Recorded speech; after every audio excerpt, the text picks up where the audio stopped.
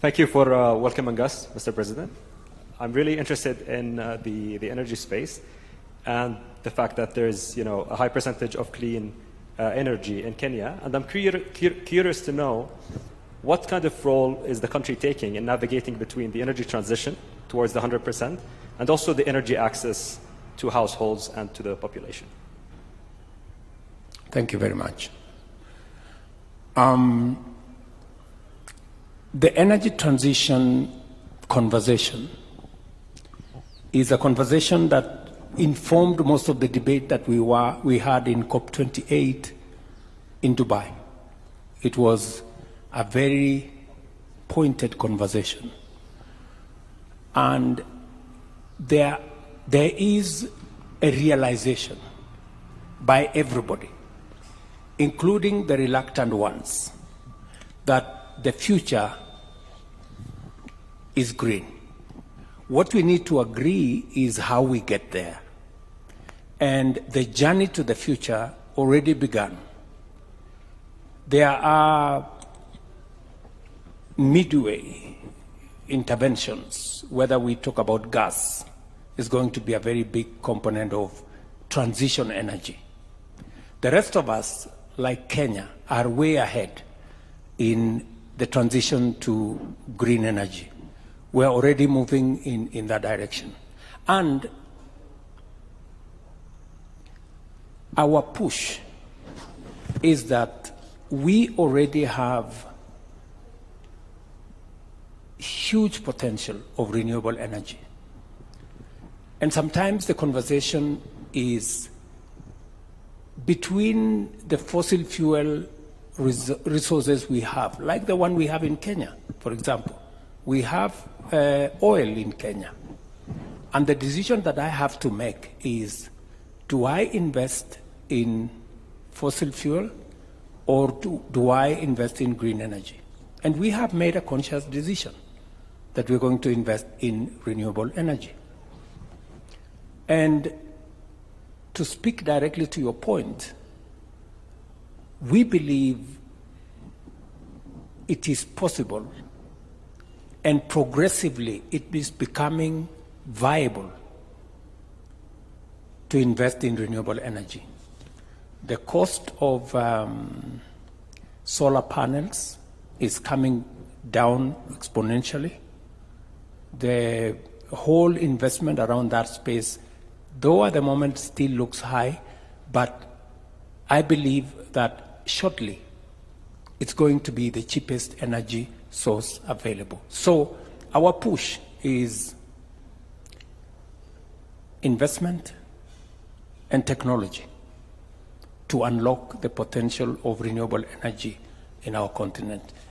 This climate change makes development complicated and puts countries at a position where you have to choose between development and survival.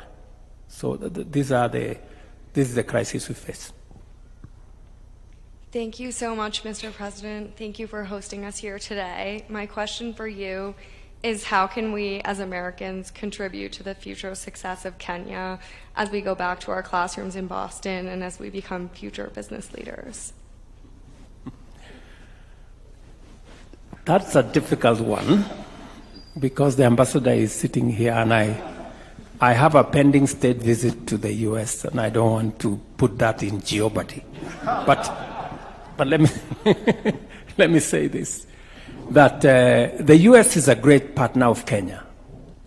It is actually the single largest trading partner that we have with Kenya. US is a single trading partner with Kenya. And we appreciate that. It's a relationship we have built over many years. And the conversations that are going on between us and the US at the moment is on the two very important areas. The area around the economy and what we can do together to get the economy in the right shape through trade and through investment. So we are negotiating currently a trade and investment partnership agreement between the US and Kenya. Unfortunately, it wasn't ready for sign-off in this state visit, but there are many other investment opportunities that that are ongoing, from AGOA on one end to investments in green energy resources, data centers, and many other things. Hello, Mr. President. Thank you for your time. I know prior to this you were leading the agriculture department, and my question is, where do you see the next 5 to 10 year growth of Kenya coming from? Is it still agriculture, tourism, or in particular, I want to hear about technology and investment in manufacturing and how even AI could play a role in that growth story? I think the future is in technology. And technology in the sense of the whole data center space, the whole AI space. I'll give you an example. I went to 400 kilometers from here, rural Kenya, and I went to this college.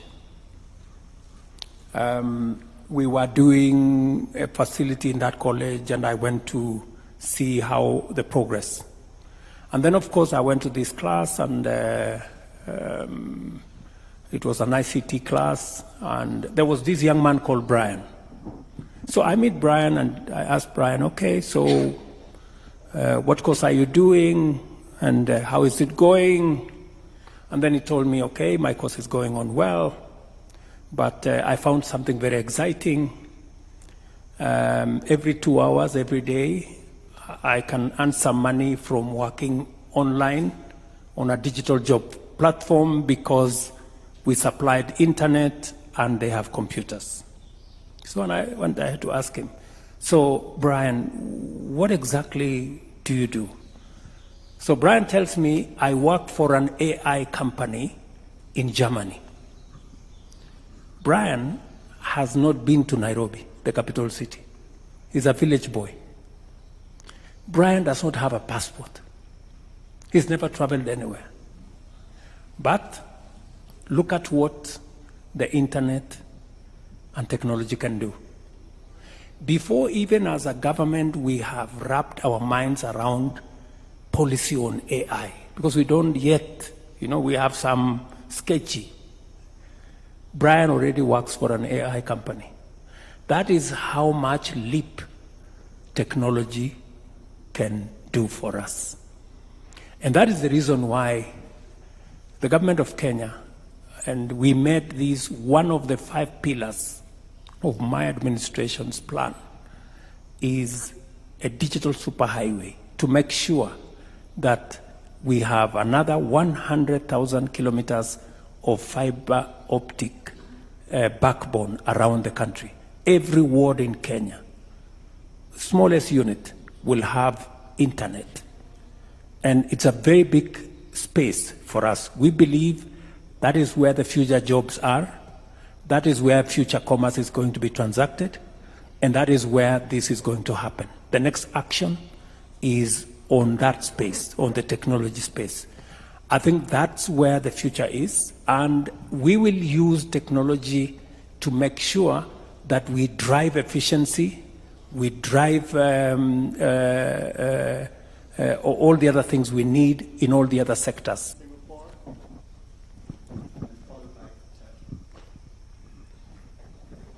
Thank you, Mr. President. As we all know, the Kenyan people are very entrepreneurial, and Kenya has attracted many foreign entrepreneurs, including from China and Singapore. Based on our interaction with the local startups, for example, Care 360, which is in the aftercare market, we've noticed sometimes there is a lack of regulation because they're growing so fast and the regulation has not caught up. So in this case, I'm wondering, from your perspective, what are some of the ways that the government is thinking about to address certain regulatory gaps? And how does the government plan to support entrepreneurs both locally and also from foreign countries? Thank you. It's true that sometimes, just in the case, like for example, in the case of Brian, I told you, sometimes events run ahead of government. And sometimes we have to play catch up in some areas. I'll give you, for example, an example of carbon markets. We are now working on regulations, and we've just concluded some of the, in fact, it is a subject of the last meeting I just had here, on the conclusion of the carbon market regulations. But Kenya already is country number 1 in Africa in trade in carbon markets. So we have our traders ahead of us because we are moving, the economy, the global economy is changing. It is not business as usual. It is not the traditional way we've always known how to do things. I'll give you one more example.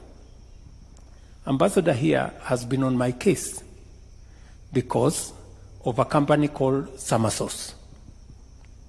And the problem we have is that our employment law is behind the digital space. You know, the digital space now makes it possible for somebody to work from any place. You don't have to put on a tie, you don't have to comb your hair, you don't have to look this. You can work from home so long as you have access to internet. But our employment talks about permanent and pensionable, that you must show up in some place. You cannot, you must work for somebody. He must give you an employment letter for you to be said. So we were taken to court, for example, that there are people who are working for Google and yet they didn't get employment letters from Google because they were working through SAMA. You know, so we have to update. So we have to go back to Parliament to update the law so that it catches up with the digital jobs. So I cannot tell you that we have a straight answer, but we have to keep, you know, pace with an evolving, you know, economic environment and an operating environment. So we just have to make government agile, and we have to make regulations, and Parliament also has to work ahead of time and make itself agile so that we can always accommodate areas that maybe are not provided for in regulation, as you say, or in pieces of legislation.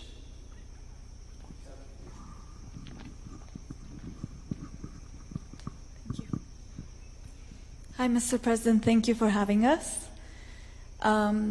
We understand that you've curbed public spending and increased taxes to pay off existing debt.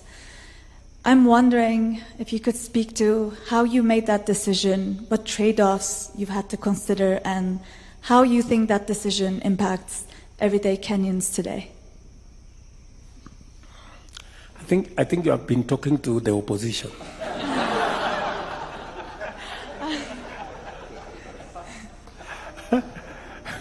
Because they are the ones who are driving this narrative that I have increased all the taxes. Now, you know, the whole principle is that you must live within your means. This has been my message to the people of Kenya. For maybe 12 years, we've been running 8-9% fiscal deficit, you know, which means you're spending money that you're not collecting. And you keep, you know, digging a bigger hole to fill the other one all the time. And now we have a debt that is heading towards unsustainable. So when I came into office, I told everybody, tighten up your belts. I am not going to preside over a bankrupt country. I am not going to preside over a country that is in debt distress.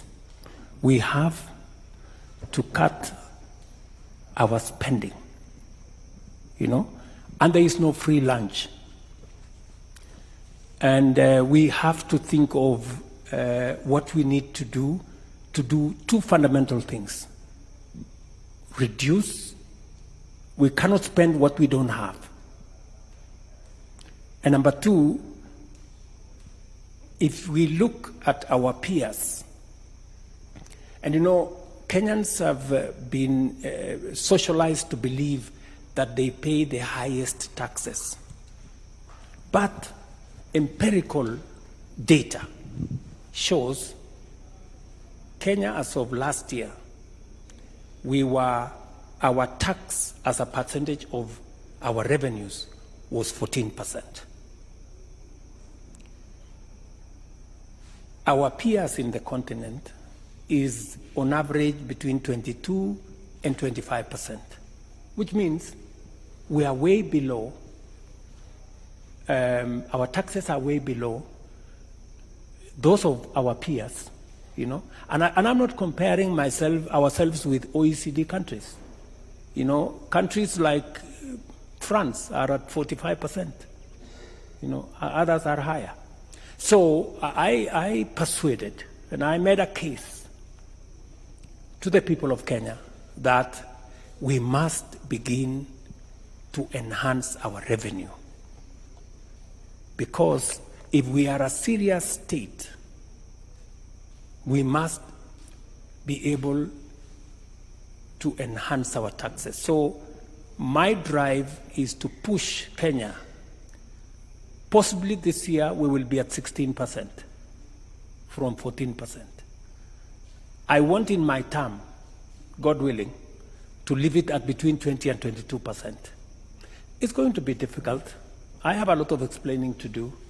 People will complain, but I know finally they will appreciate that the money we go to borrow from the World Bank is savings of other countries. We have to begin to live within our means. Nepal, Australia, and Latin America, very briefly indeed.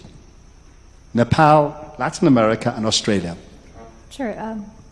Thank you so much for taking the time, Mr. President. I was just talking to your digital advisor about the new digital taxation you've introduced, and we talked to a lot of locals about the increasing interest in social media, and that as a source of income. So I'd love to hear how you think about that in terms of your policies. Sorry, Oh, sorry, yeah. I didn't get you. Sure. Let me repeat.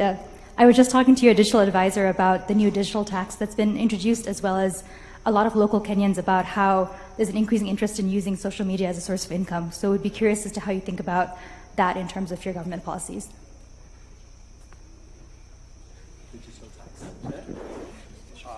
Okay. The whole digital tax regime and that kind of thing. We have been working with Google, Twitter, Meta, that whole space, because Kenyans are a very tech-savvy society. Social media is bigger than anything you can think about. It's very big, and people, you know, do business, they transact many things, they do politics, and the rest of it in the social media. So what we have tried to do is to take advantage of that tech-savvy society and see how we can monetize it. In fact, we have taken most of government advertising. I did give instructions that we take government advertising to the social media to support some of the social media players. The taxation that is going on in that space is because of the level of activity. But we're not just doing taxation, because we are providing, for example, a lot of infrastructure that support the social media users, whether it is ICT hubs, whether it is hotspots in 25,000 markets in Kenya for free, whether it is digital learning, digital training. There is a lot of government programs that support the social media space. And therefore, because many of our users are in that space, and for your information, we are moving all government services online. So that way, transactions, the whole, economic activity, social activity, whatever it is, will be in that space. And we need to take advantage of the presence of people in that space and see how to monetize for those who are doing business, monetize for those who are in the creative industry or creative space, and see how all that falls into place. Of course, and whenever there is activity, the taxman doesn't stay at home. So the taxman is lagging all over the place to see where they can make a little bit of money for our taxes. Latin America, second to last question. And then Australia closes. Hello, Mr. President. Thank you for having us here. My question is in the intersection between technology and education. So I see that Kenya has a very bright future ahead, especially in technology. But to get there, we really need a lot of people. So my question is, what's the government doing to build this workforce and the talent of the future?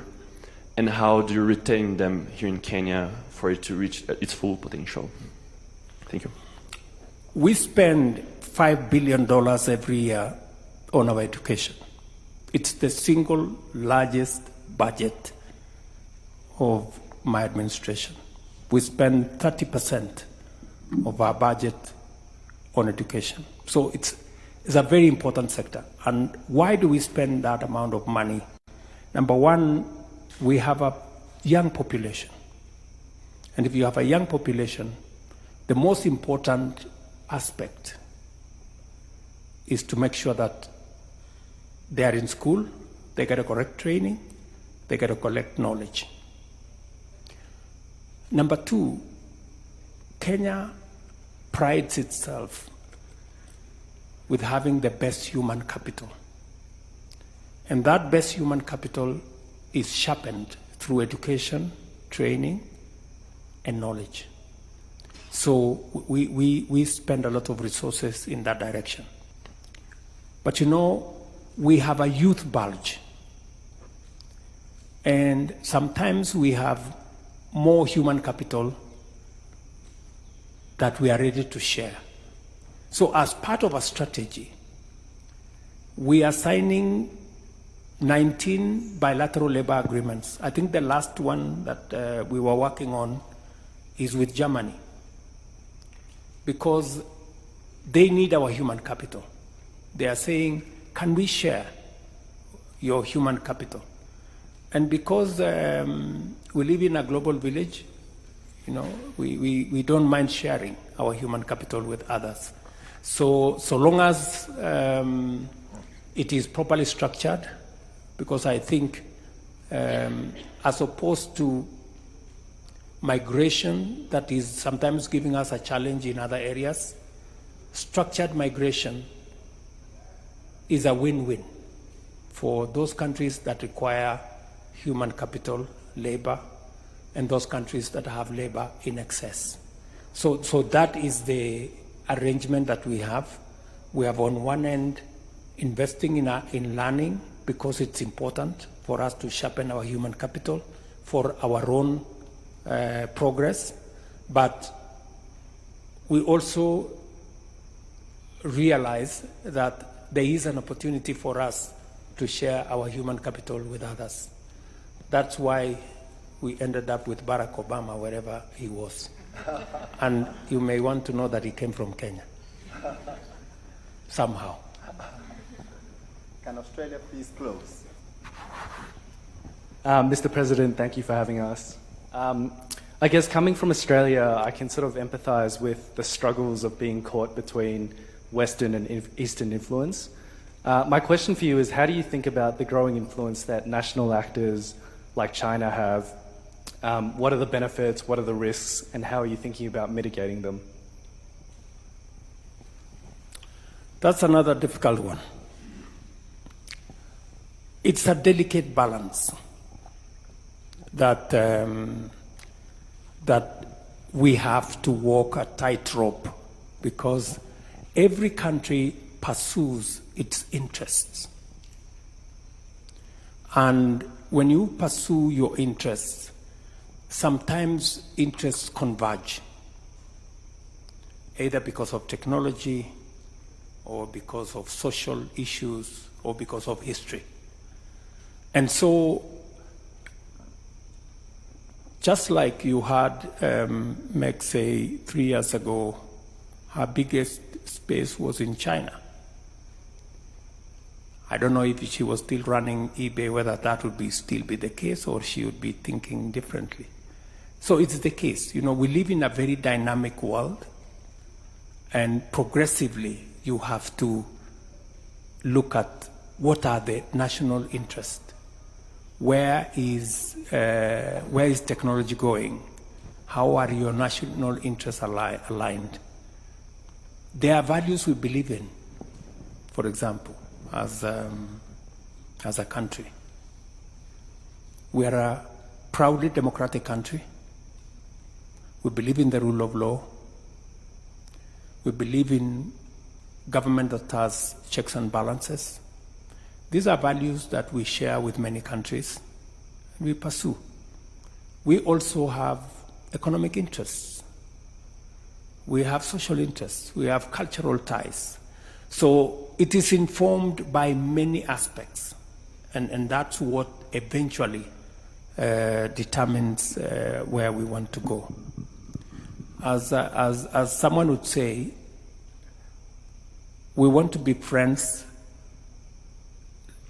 to all and an enemy to none. It's a very difficult thing to do, especially in a polarized world where we are today. But consistently we try to keep the friends that share common interests and common values with. And I must say, a country like China, we have a robust relationship. There are things we've worked together. We have shared, for example, infrastructure issues with many other countries. As I told you, America is our #1 trading partner. So sometimes when there is a quarrel between America and China, we don't know where to stand. But somehow we manage to forge ahead. But I think we are aligned. We know what the future is supposed to look like. And going into the future, I think we align ourselves with the people whom we share values with. Mr. President, on behalf of the students of Harvard Business School, we would like to thank you for this session.